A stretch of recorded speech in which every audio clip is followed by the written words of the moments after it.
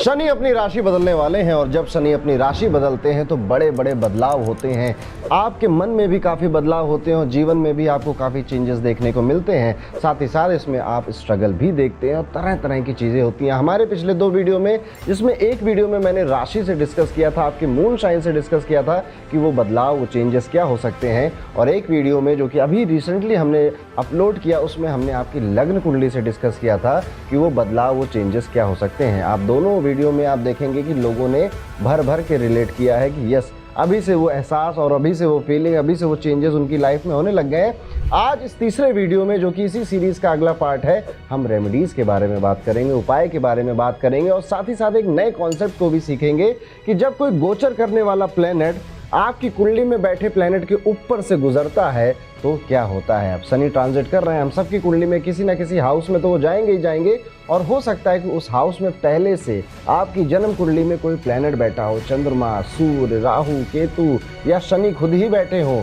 तो इस कॉन्सेप्ट को भी डिस्कस करेंगे और अंत में वो उपाय, वो रेमेडी जो आने वाले इन 2-2.5 सालों में आप अगर करेंगे तो चीज़ें ज़्यादा बेहतर होंगी, चीज़ें ज़्यादा आसान होंगी। तो दोस्तों, एक बार फिर से आप सभी का स्वागत है एस्ट्रो अरुण पंडित के यूट्यूब चैनल पर, जहां पर आपको ज्योतिष, अंक ज्योतिष, वास्तु, पामिस्ट्री से रिलेटेड एजुकेशनल वीडियोस मिलते रहते हैं। और इसी के लिए थोड़ा सा प्रमोशन, दी शनि 7.5 रिपोर्ट लाइव हो चुकी है। उसे कई सारे लोगों ने पिछले वीडियो देखने के बाद ही ले लिया है। उसको अभी धीरे धीरे वो आप तक पहुंचेगी भी और आप उसको पढ़ना भी शुरू करेंगे। दी शनि 7.5 रिपोर्ट मैं पिछले 1 साल से बना रहा हूं अपने स्टूडेंट्स के साथ मिलकर, और इसमें कस्टमाइज और पर्सनलाइजेशन का भी बहुत ज़्यादा हमने ध्यान दिया है, क्योंकि यहाँ पर आपका कुंडली चार्ट आता है, आपकी शनि की 7.5 हो, ढैया हो, कंटक शनि हो, हर तरह के शनि के रिजल्ट आपके लिए कैसे होने वाले हैं, इसको डिस्क्राइब किया गया है विद फुल प्रूफ रेमेडीज हम आज भी डिस्कस करेंगे। लेकिन आपके लिए ज़्यादा स्पेसिफिक रेमेडी क्या हो सकती है वो आपको इस रिपोर्ट में मिलेगी, और आपको ज़्यादा बेहतर एक सोच मिलेगी इसको पढ़ने के बाद ना, कि अच्छा ये समय ऐसा जा सकता है।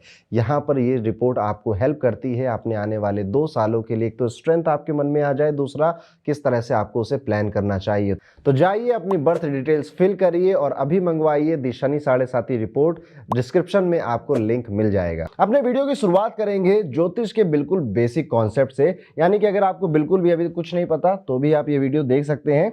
यहाँ पर हमें जानना यह है कि सबसे पहले तो मेरी कुंडली में शनि कहाँ जा रहे हैं। तो आप इस तरह से अपना एक हॉरोस्कोप लेकर आएंगे। अगर आप रेगुलर व्यूअर हैं तो अभी तक आपके पास अपनी कुंडली होगी या तो याद हो गई होगी, और अगर नहीं है तो आप, मेरा एक ऐप है हॉरोकॉस्मो, जो कि बिल्कुल फ्री है, iOS पर भी अवेलेबल है, एंड्रॉयड पर भी अवेलेबल है। आप इसको डाउनलोड कर अपने बर्थ डिटेल्स डालकर अपनी जन्म कुंडली, जो कुछ इस तरह से दिखाई देगी, ले सकते हैं। अब आपके पास आपकी जन्म कुंडली आ गई। इसमें आपको इस तरह से हाउस दिखेंगे, यानी कि डब्बे दिखेंगे। अब इन डब्बों में ये 12 होते हैं और हमेशा फर्स्ट हाउस यही होता है, यानी कि ये हाउस जिस पे मैंने टिक मारा है, हम सब का फर्स्ट हाउस यही है। इसमें नंबर कोई भी लिखा हो सकता है पर पहला घर यही होता है, ये कभी चेंज नहीं होता। जैसे हमारे घर होते हैं ना, वो उठकर कहीं नहीं जाते, वैसे ये घर भी हैं, ये उठकर कभी नहीं जाते। अगर पहला ये है तो दूसरा ये, तीसरा ये, चौथा ये, और कुंडली इस तरह से एंटी क्लॉकवाइज इंक्रीज होते हैं हाउस नंबर। तो ये पता कर लिया हमने। तो यहाँ से आपको ये पता चलेगा कि ओके, शनि आपके किस भाव में जा रहे हैं, किस हाउस में जा रहे हैं। याद रखिएगा कि जिस भी भाव में आपका 12 नंबर लिखा है ना, शनि वहाँ पर जाने वाले हैं, और जिस भी भाव में 11 नंबर लिखा है, जब आप ये वीडियो देख रहे हैं तो मोस्ट प्रॉब्ली शनि वहीं पर बैठे हुए हैं। 29 मार्च 2025 के बाद ये ट्रांजिट होगा, तो आप ये मान लेना कि अमूमन 1 अप्रैल के बाद से शनि आपको 12 नंबर की राशि में मिलेंगे। जी हाँ, ये जो नंबर होते हैं, ये नंबर राशियों के नंबर होते हैं, और यहाँ पर मैंने लिख भी दिया है कि हर राशि का नाम क्या है, हिंदी में भी, इंग्लिश में भी, और उसका नंबर क्या है। साथ ही साथ हर राशि का कोई मालिक भी होता है, लॉर्ड भी होता है। तो इतनी सी बेसिक चीज़ें आपको पता होनी चाहिए। अब आज की वीडियो को डिस्कस करने से पहले आपको ये समझना होगा कि मेरी लगन कुंडली क्या है। मतलब जैसे कि अगर आपका यहाँ पे नंबर 6 लिखा है तो आप बोलेंगे कन्या लगन की कुंडली है। जैसे कि यहाँ पर आप देख सकते हैं कन्या राशि है 6 नंबर, तो हमने इसको बोला कन्या लगन की कुंडली। अगर यहीं पर 11 नंबर लिखा होता तो हम बोलते कि ये कुंभ लगन की कुंडली है। यहीं पर अगर 10 नंबर लिखा होता तो हम कहते हैं मकर लगन की कुंडली है। तो यहाँ पर जो नंबर लिखा हुआ है उस राशि से ये डिफाइन हो जाता है कि आपकी कुंडली किस लगन की है। इससे फ़ायदा क्या होता है? फ़ायदा ये होता है कि बस मैं कहूँगा कर्क लगन की कुंडली, तो आप समझ जाएंगे कि यहाँ पहले घर में 4 नंबर होगा, क्योंकि कर्क राशि का नंबर 4 होता है। और उसके बाद 5, 6, 7, 8, 9, 10 आप खुद ब खुद अपने माइंड में ही बना सकते हैं कि किस तरह से ये नंबरिंग होगी। तो ये आपको पता चल गया लग्न क्या है। अब आपके पास आपकी कुंडली है तो आपको पता है कि 12 नंबर राशि जहाँ पर भी बैठी है या तो वो खाली होगा, 12 नंबर राशि वाला डब्बा पूरा खाली होगा, उसमें कोई प्लेनेट नहीं बैठा होगा, और आप कमेंट करके बताइएगा कि वो खाली है, यस या नो। इसके अलावा क्या हो सकता है? इसके अलावा हो सकता है कि वहाँ पर कोई प्लेनेट पहले से बैठा हो, जैसे कि सूर्य बैठा है या फिर मरकुरी भी यहाँ पर बैठा है। एक प्लेनेट, दो प्लेनेट, 3, 4, 5 प्लेनेट भी बैठ सकते हैं आपके एक हाउस के अंदर। तो पॉसिबल है कि एक भी ना बैठा हो, या एक बैठा हो, या दो बैठा हो। तो आप सभी आप कमेंट करके बताएंगे कि आपकी मीन राशि कुंडली के अंदर मीन राशि पहला किस हाउस में आ रही है। जैसे इस कुंडली में अगर मैं देखता हूं तो मीन राशि 9th हाउस में आती है। तो पहला कमेंट आप ये करेंगे। दूसरा कमेंट आप करेंगे कि आपकी मीन राशि में क्या कोई प्लेनेट है या नहीं है। ये दो चीज़ें आपको पता होंगी तो आज का पूरा वीडियो समझ भी पाएंगे, अपनी लाइफ के लिए आगे आपको गाइडेंस भी मिल जाएगी, और साथ ही साथ वो रेमेडीज जो काम करेंगी, जो आपके जीवन को ज़्यादा सरल सुगम बनाएंगी, आपके करियर को, आपके फाइनेंसेस को, रिलेशनशिप को, आपके हेल्थ को इम्प्रूव करने में आपकी हेल्प करेंगी, उसको भी आप बेहतर तरीके से समझ पाएंगे और कर भी पाएंगे, क्योंकि यहाँ पर अब रेमेडीज़ कस्टमाइज होने वाली हैं आपके लिए। तो इतना था बेसिक, हमने अब सीख लिया है। अब हम वीडियो में आगे बढ़ते हैं और बात करते हैं शनि के इस गोचर के बारे में। शनि जब भी गोचर करते हैं या किसी भी हाउस के ऊपर से घूम कर जाते हैं, किसी भी प्लेनेट के ऊपर से जाते हैं, तो कुछ दो चार चीजें हैं वो जो जरूर करते हैं। जैसे कि सबसे पहला प्रेशर क्रिएट करते हैं, तो जिस भी भाव में है वहां पर दबाव महसूस करेंगे आप। दूसरा स्ट्रगल क्रिएट करते हैं। तीसरा देरी लेकर आते हैं। चौथा आपको डिसिप्लिन बनाते हैं, आपको रिस्पॉन्सिबल बनाते हैं उस चीज के लिए। इसलिए शनि का ट्रांजिट यूजुअली जैसे हम बहुत बुरा मान लेते हैं या घबराने लग जाते हैं, एक्चुअल में ना इंसान की जो प्रजाति है उसको जब तक प्रेशर ना दिया जाए, जब तक उसको डंडे से मारा ना जाए ना, वो अच्छा काम नहीं करती और वो चीज़ें नहीं सीखती। आप देखिएगा, इन जनरल भी देखिएगा कि अगर आप ना जो छोटे बच्चे हैं उनको बहुत ज़्यादा छूट दे दो, उनको अपने मन की करने लग जाओ, तो बहुत अच्छे चांस होते हैं कि वो बिगड़ जाएंगे। वहीं पर आप में से कई सारे लोगों ने अपने पापा की बेल्टें खाई होंगी, डरे होंगे पापा से, जब उनके स्कूटर की आवाज़ आती थी तो किताबें खुल जाती थी।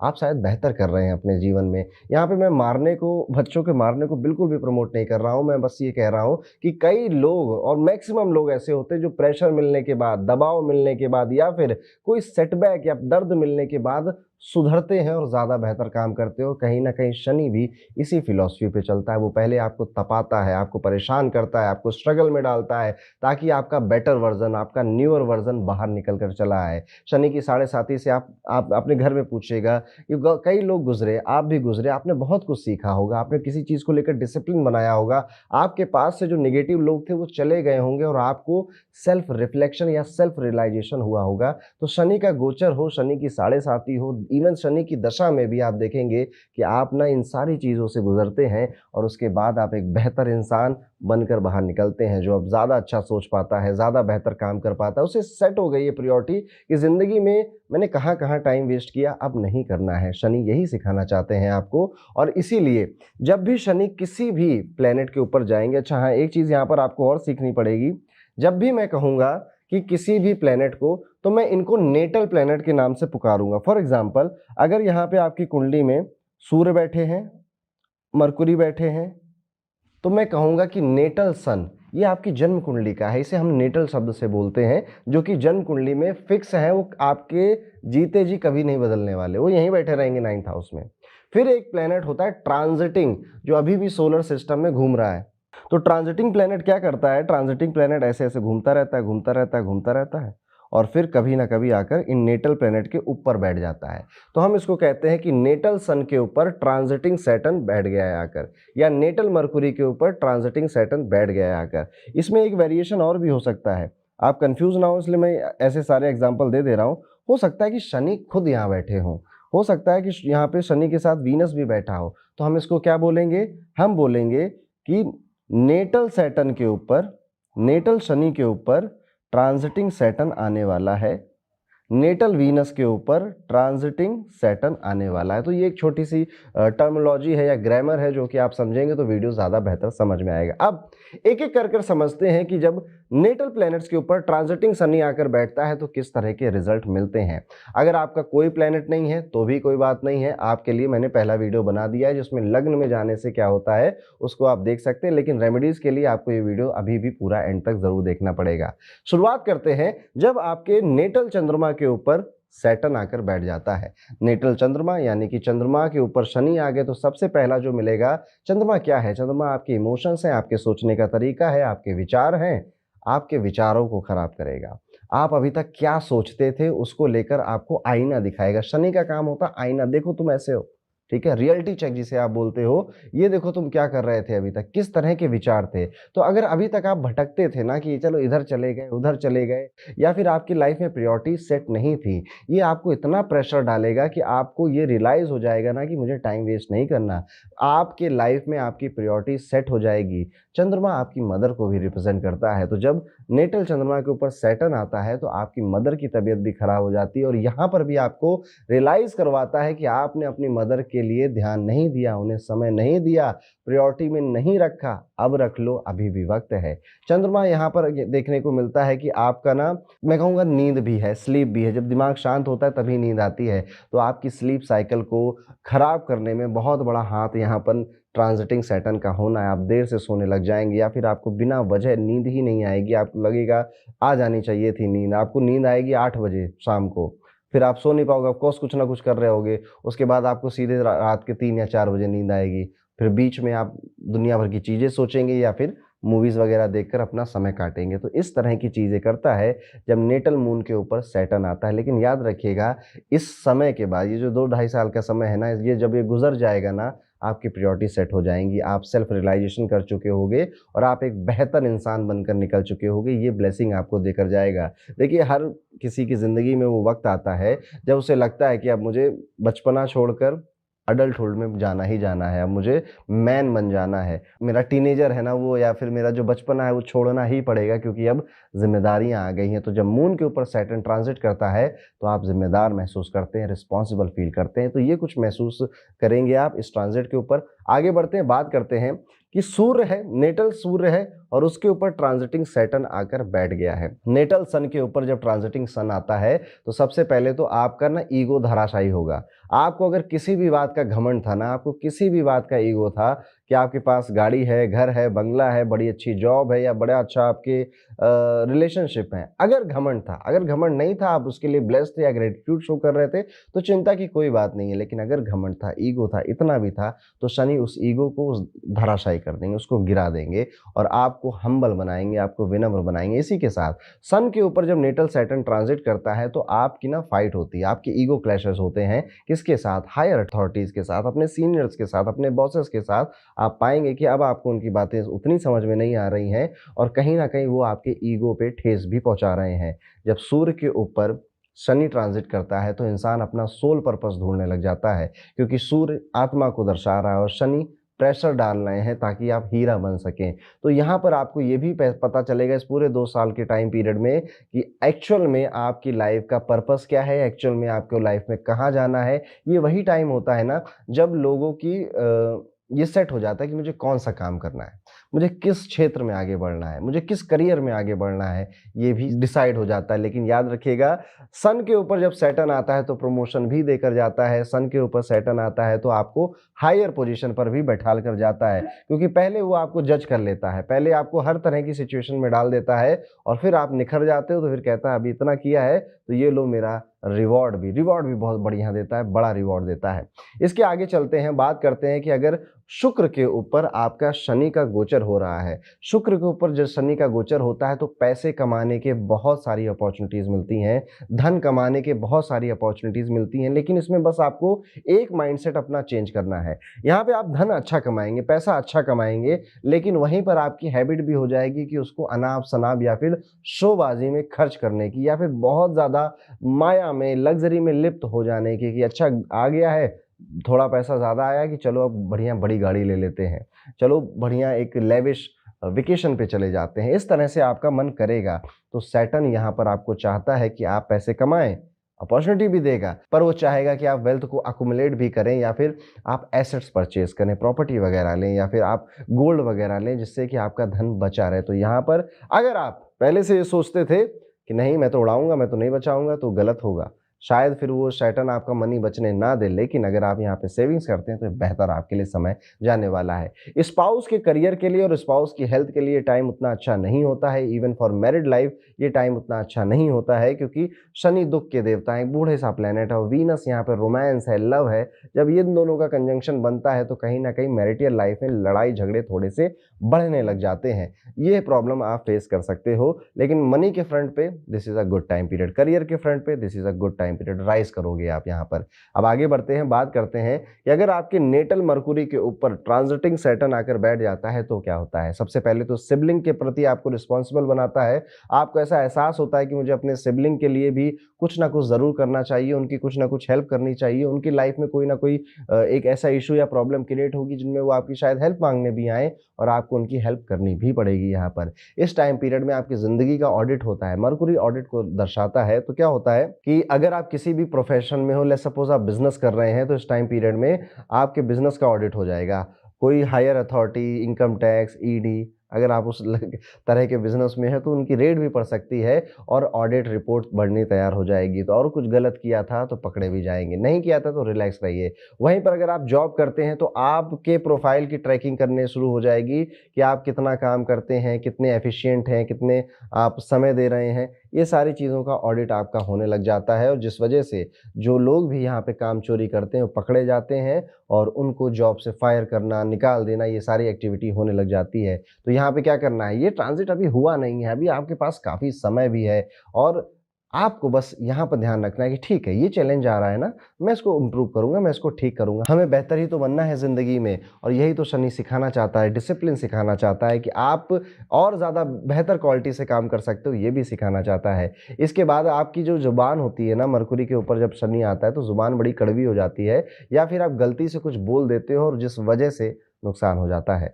मरकुरी यहाँ पर आपकी एनालिटिकल पावर भी है, उसे एनहांस करेगा। यहाँ पर आप ना चीज़ों को ज़्यादा बेहतर एनालाइज़ कर पाओगे, आपका विज़न ज़्यादा लंबा हो जाएगा। अब आप डे टू डे या 1 महीने, 2 महीने की ज़िंदगी नहीं जियोगे, आप पूरे साल आपको क्या करना है या 5 साल में कहाँ जाना है, इस तरह से आपका जो विज़न होगा वो उसका होराइज़न बढ़ने वाला है। आगे बढ़ते हैं, बात करते हैं कि अगर आपके नेटल मार्स के ऊपर ट्रांजिटिंग सैटर्न आकर बैठ जाता है तो ये पोजीशन हेल्थ के लिए बहुत अच्छी नहीं होती, स्पेशली अगर आपको कोई ब्लड इशू है, ब्लड रिलेटेड इशू है तो उसे स्पाइक मिलता है।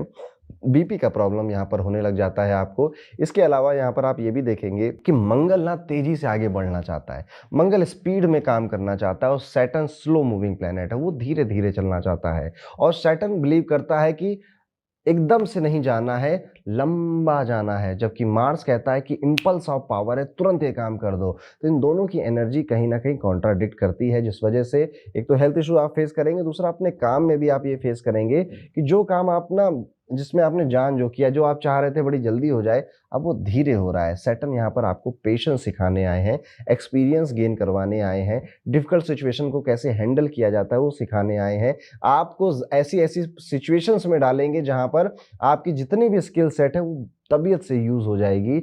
आपको चैलेंजिंग पोजीशन पर डालेंगे, और आप वहाँ पर जितना रहेंगे, जितना काम करेंगे, उतना सीखेंगे। तो इस 2 साल के बाद जब आप बाहर निकलेंगे ना, तो आपका स्किल सेट, आपका लेवल ऑफ वर्किंग एक नेक्स्ट लेवल पर चला जाता है।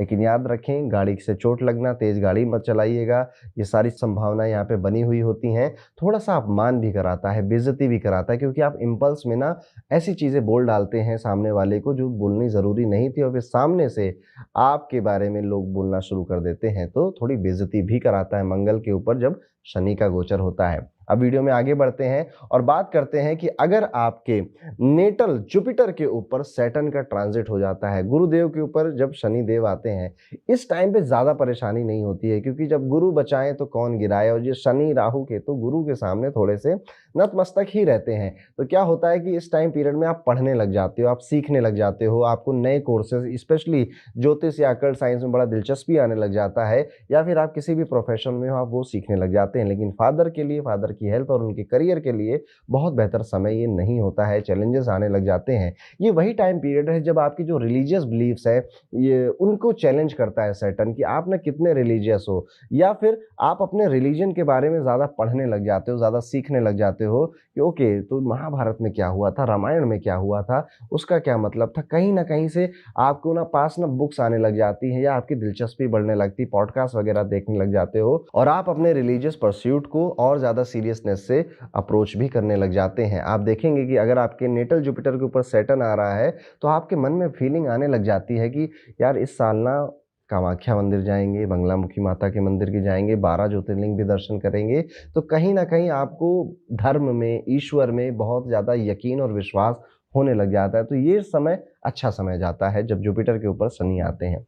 नेक्स्ट हम अगर देखें तो राहु, अगर आपके नेटल राहु के ऊपर ट्रांजिटिंग सैटर्न आ रहा है तो यहाँ पर आप एक्सपीरियंस करेंगे कि आपने जितने भी इल्यूजन बना रखे थे दुनियादारी को लेकर, जितना भी आपने सोच रखा था ना कि मेरे बच्चे तो बहुत अच्छे हैं, पढ़ते हैं, क्या बात, मेरी बेटी तो बस स्कूल से, घर से स्कूल जाती है या कॉलेज जाती है और वहाँ से वापस कोचिंग करके आ जाती है। ये जितने इल्यूजन है ना कि मेरे रिलेशनशिप या मेरी वाइफ या मेरे हस्बैंड बड़ा प्यार करते हैं, they are the best husband, best wife in their world, ये एग्जाम्पल दे रहा हूँ, एग्जैक्टली यही नहीं होगा, पर आपके इल्यूजन टूटने वाले हैं। अगर आपको लगता था कि आपके जो दोस्त हैं, कलीग हैं, वो बड़ा अच्छा बोलते हैं, बड़ा अच्छा समझते हैं आपके बारे में, आपका भ्रम टूटेगा, आपका इल्यूजन टूटेगा। आपको एहसास हो जाएगा, कुछ ना कुछ एक ऐसी एक्टिविटी होगी कि आपको लगेगा कि अभी तक मेरी जो ज़िंदगी थी ना वो एक भ्रम थी। जो भी मैं सोचता था वो एक इल्यूजन था, वो एक परसेप्शन था, रियलिटी से बहुत दूर था। तो राहु के ऊपर शनि का आना एक्चुअल में मन को दुखी करता है, क्योंकि कई लोगों के असली चेहरे नजर आ जाते हैं, कई चीज़ों के असली चेहरे नजर आते हैं। इवन आपका अपने लिए अगर कोई इल्यूजन बना था ना कि मैं बहुत अच्छा काम करता हूँ, मैं बहुत अच्छा सीए हूँ, मैं बहुत अच्छा इंजीनियर हूँ, तो यहाँ पर भी आपको रियलिटी चेक मिल जाएगा। कोई एक ऐसा इंसिडेंट होगा, कोई एक आपसे ज़्यादा टैलेंटेड व्यक्ति आएगा, वो आपसे 4 सवाल पूछेगा, आपको ह्यूमिलेशन फील होगा और आप कहोगे कि नहीं, मैं जो सोचता था ना कि मैं बहुत बेस्ट हूँ, नहीं, मुझसे भी ज़्यादा बेहतर लोग यहाँ पर मौजूद हैं। और फिर आप हार्ड वर्क करके अपने इल्यूज़न की तरफ, उसको रियलिटी बनाने की तरफ आगे बढ़ने लग जाएँगे। तो ये राहु के ऊपर शनि थोड़ा-सा टफ होता है, लोग छोड़कर जाते हैं क्योंकि उनकी सच्चाई सामने आ जाती है। आपको काफ़ी सच सुनने को मिलते हैं और याद रखिएगा कि सच हमेशा आसान नहीं होते। लोग सच से ही तो दूर भाग रहे हैं, ठीक है? तभी तो स्क्रॉल करते हैं या वीडियोज़ देख रहे हैं, मूवीज़ देख रहे हैं, वो अकेले अपने साथ नहीं बैठ पाते क्योंकि उनका अंतर्मन उनसे बातें करने लग जाएगा और उनको सेल्फ रिफ्लेक्शन दे देगा। तो लोग ऐसा नहीं करना चाहते, इसलिए सच सुनना, रियलिटी चेक टफ होता है। वीडियो में आगे बढ़ते हैं, बात करते हैं कि अगर आपके नेटल केतु के ऊपर सैटर्न का ट्रांजिट आ रहा है, तो जब नेटल केतु के ऊपर शनि जी आते हैं, शनि भगवान आते हैं, तो पहला तो शुगर, डायबिटीज़ जैसी बीमारियां दे सकते हैं। अगर पहले से थी तो उसमें स्पाइक दे सकते हैं। यूरिन इन्फेक्शन, यूटीआई जैसी इन्फेक्शन आपको दे सकते हैं। प्रोस्टेट प्रॉब्लम दे सकते हैं आपको। यूरिन से रिलेटेड आपको प्रॉब्लम वगैरह हो सकती है। दूसरा, आपके स्पिरिचुअल जो बिलीव्स थे ना, उसको भी ये शेक कर देगा। उसका भी रियलिटी चेक आपको देगा कि अच्छा, स्पिरिचुअलिटी में मानते हो, क्या होती है स्पिरिचुअलिटी। कई सारे ऐसे लर्नड लोग आपको मिलेंगे, स्पीकर्स आपको मिलेंगे, या बुक्स आप पढ़ोगे कि आपका पूरा परसेप्शन स्पिरिचुअलिटी को लेकर चेंज हो जाएगा। और अगर अभी तक आप स्पिरिचुअल नहीं थे तो तैयार हो जाइए, यहाँ पर यूनिवर्स अपना काम करता है। There is a third power, ये सारी चीजें काम करती हैं, ज्योतिष काम करता है। ये सारी चीजों में आपका विश्वास, आपका बिलीव बढ़ेगा। और बिलीव कैसे बढ़ता है? जब इंसान कुछ एक्सपीरियंस कर लेता है और उसको कुछ बातें रिलेट कर जाती हैं, तब उसका बिलीव बढ़ने लग जाता है। याद रखिएगा, ये वही टाइम पीरियड है जब शायद आप सबसे ज़्यादा क्लैरिटी आपको मिलेगी लाइफ में। अगर आप अभी तक कंफ्यूज थे ना कि मुझे करना क्या है या क्या नहीं करना है, तो ये वही टाइम है जब सबसे ज़्यादा क्लैरिटी आपको मिलेगी। आपके सारे जितने भी इल्यूजन थे, जितने भी भ्रम थे, या जितना भी आप भटक रहे थे, जितनी कन्फ्यूजन थी, एक्चुअली रियल वर्ड कन्फ्यूजन है, जितनी भी कन्फ्यूजन थी वो छटने वाली है, वो दूर होने वाली है। तो सैटर्न केतु के ऊपर भी आते हैं ना, तो आपका भला करके ही जाते हैं। तो ये था दोस्तों, अगर आपका ट्रांजिटिंग सैटर्न 9 प्लैनेट्स के ऊपर आता है। अब अगर आपके मल्टीपल प्लैनेट्स हैं मीन राशि के अंदर, तो मल्टीपल आपको रिजल्ट देकर जाएगा। और शनि के रिजल्ट धीरे धीरे आते हैं। कुछ आप अभी महसूस करने लग गए होंगे, धीरे धीरे और महसूस करेंगे। और 1 साल बाद अगर आपको याद रहे तो इस वीडियो को दोबारा देखिएगा, आप तब ज़्यादा महसूस करेंगे कि हाँ, जब मैंने मार्च में देखा था इस वीडियो को तो फीलिंग क्या थी और अब देख रहा हूँ तो फीलिंग क्या है। तो ये कुछ अच्छी बातें भी हैं जैसे वीनस जुपिटर में, बाकी में थोड़ा सा नेगेटिव भी देखने को मिलता है। अब हम बात करते हैं कि क्या उपाय किए जा सकते हैं, क्या रेमेडी की जा सकती है। सबसे पहले, अब रेमेडी के लिए आपको अपना हाउस पता होना चाहिए कि किस हाउस में शनि भगवान ट्रांजिट कर रहे हैं। फॉर एग्जाम्पल, अगर कर्क लगन की कुंडली है तो उनके लिए 9th हाउस हो जाएगा। लेकिन अगर आपकी कुंडली सिंह लगन की है तो हाउस चेंज हो जाएगा। तो एक बार मैं फिर से, मैंने शुरुआत में तो ये कॉन्सेप्ट आपको बताया ही था, एक बार फिर से इसको रिपीट कर देता हूं। तो आपको क्या करना है, होरोकॉस्मो ऐप से अपनी कुंडली बना लीजिए।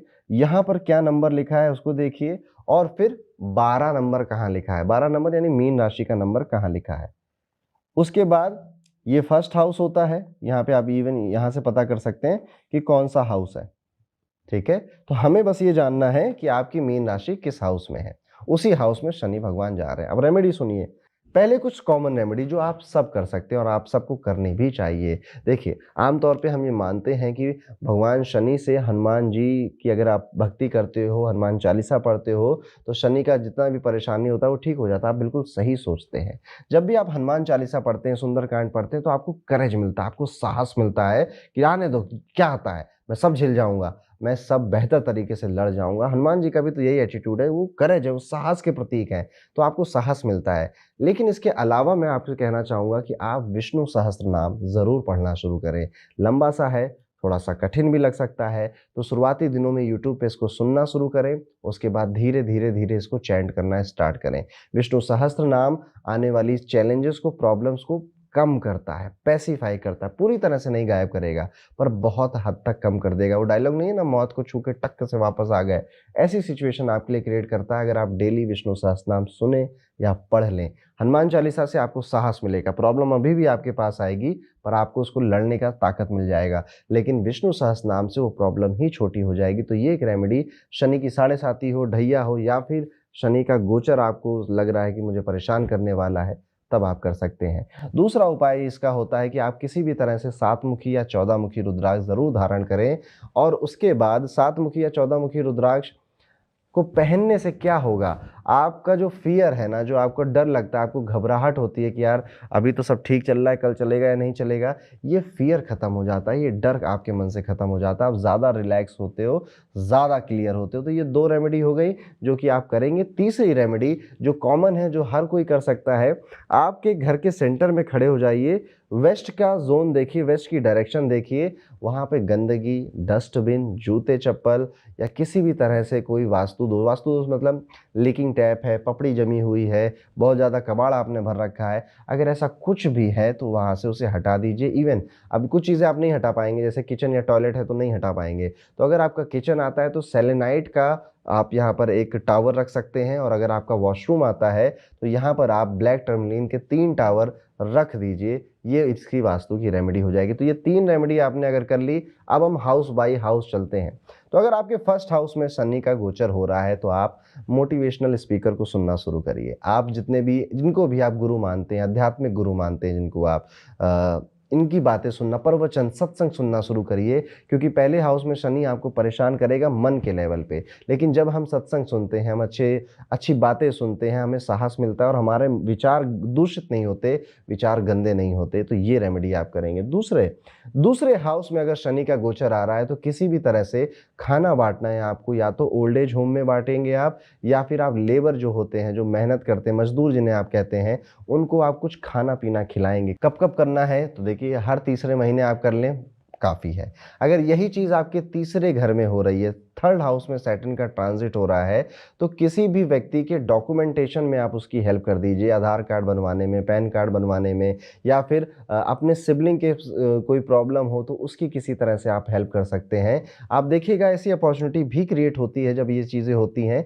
आप इसको ज़रूर करिएगा। अब अगर शनि आपके चौथे भाव में ट्रांज़िट कर रहे हैं तो आप क्या कर सकते हैं, मम्मी की सेवा करनी है, वो तो करना ही करना है।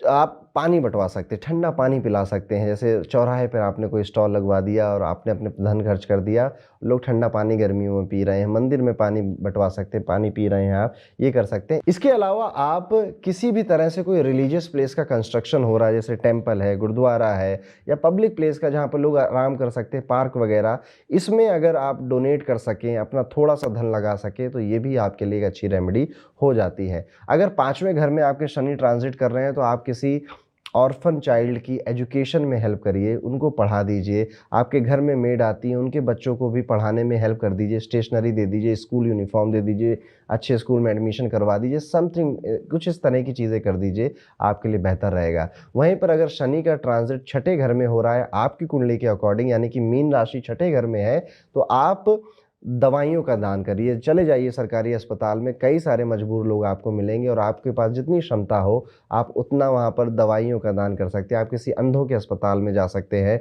वहाँ पर भी आप दवाइयों का दान या फिर उन व्हील चेयर का दान कर सकते हैं। इस तरह की चीज़ें करवा सकते हैं। अगर आपका शनि 7वें घर में ट्रांजिट कर रहा है, तो एक तो बिजनेस के लिए अच्छा ही है आपके लिए 7वें घर में आना, लेकिन मैरिड लाइफ के लिए उतना अच्छा नहीं माना गया, स्पाउस की हेल्थ के लिए उतना अच्छा नहीं माना गया। तो सबसे पहले अपने स्पाउस की हेल्थ पर पूरा ध्यान देना, उनको डांट डपट के चाहे जैसे हो उनको जिम लेकर जाइए, योगा कराइए या फिर जो भी आपको बेहतर लगता हो वो कराइए। उपाय के तौर पर आप यहाँ पर जैसे सामूहिक विवाह होते हैं ना, तो वहाँ पर डोनेट कर दिया आपने, किसी कपल की आपने शादी कराने में आपका थोड़ा-सा सहयोग था, आपका दान था, आपका पुण्य था, इस तरह की कोई एक्टिविटी आपने कर दी तो ये आपके लिए उपाय हो जाएगा। 8वें घर में शनि अगर ट्रांजिट कर रहे हैं तो ज्योतिष सीखिए, बहुत बड़ा उपाय है। 8वां घर ठीक हो जाता है, लेकिन ज्योतिष अगर नहीं सीख पा रहे हैं तो चैरिटी करिए। 8वें घर में आप खुले हैं, आप किसी भी तरह से चैरिटी कर सकते हैं, आप फ्री हैं। वहीं पर अगर शनि का ट्रांजिट आपकी कुंडली के लिए 9th हाउस में हो रहा है, यानी कि कर्क लगन की कुंडली है, 12 नंबर की राशि आपके 9th हाउस में आती है, मीन राशि, तो यहाँ पर आप एक तो पिताजी की सेवा करेंगे ही करेंगे, साथ ही साथ आप किसी भी स्पिरिचुअल या रिलीजियस प्लेस पर चढ़ कर जाएंगे, माउंटेन क्लाइंब कर कर जाएंगे, आपका 9th हाउस बेहतर होगा। अगर वो महादेव की कोई जगह हो, भगवान विष्णु की कोई जगह हो, तो वहाँ आप जा सकते हैं। जैसे केदारनाथ हो गया, तिरुपति बालाजी हो गया, ये थोड़ा चढ़कर जाना है। यही चीज़ जब 10th हाउस आता है आपका, शनि आपके 10वें घर में ट्रांजिट कर रहे हैं, तो यहाँ पर माउंटेन ट्रैकिंग एक अच्छी रेमेडी हो जाती है। आपके करियर में उतार चढ़ाव नहीं आते, लेकिन साथ ही साथ आपको यहाँ पर जो आपका स्टाफ है या फिर जो अंडर प्रिविलेज क्लास है, उनकी आप कैसे हेल्प कर सकते हैं, उनकी लाइफ अपलिफ्ट हो जाए। जैसे आपके यहाँ कोई प्यून काम करता है, सिक्योरिटी गार्ड काम करता है, या आप जानते हो किसी ऐसे व्यक्ति को, तो उसको क्या कर सकते हो, क्या पढ़ा सकते हो, क्या गाइड कर सकते हो, ताकि वो लाइफ में अपलिफ्ट हो जाए। आपके जूनियर्स हैं आपके ऑफिस में, उनको आप ऐसा क्या बता सकते हो कि वो अपलिफ्ट करें, करियर में आगे बढ़ें।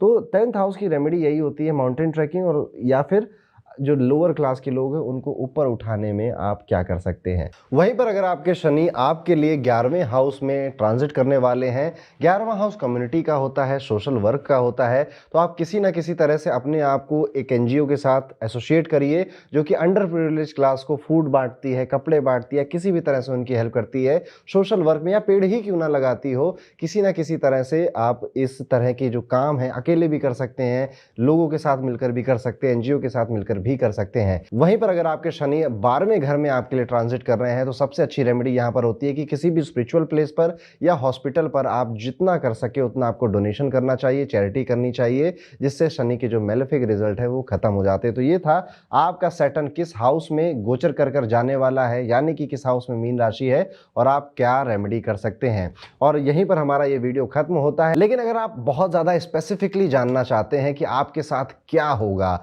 इस पूरे शनि के ट्रांजिट में, आने वाले 2 साल 2.5 साल कैसे जाने वाले हैं, तो आप हमारी दी शनि 7.5 रिपोर्ट को देख सकते हैं, जो कि बिल्कुल पर्सनलाइज है, कस्टमाइज है, क्योंकि ये आपकी जन्म कुंडली से मिलती है। जब आप ये रिपोर्ट लेंगे तो आपका जन्म कुंडली का चार्ट भी यहाँ पर आपको मिलता है। शनि ट्रांजिट करके क्या क्या कर सकते हैं वो आपको यहाँ पर मेरी प्रेडिक्शंस भी आपके लिए जो बनाई गई हैं वो भी मिलेंगी। तो आप दी शनि 7.5 रिपोर्ट को डिस्क्रिप्शन में चेकआउट कर सकते हैं। मिलता हूँ आपसे अगले वीडियो में कुछ नई चीज़ सिखाते हुए, तब तक के लिए राधे राधे।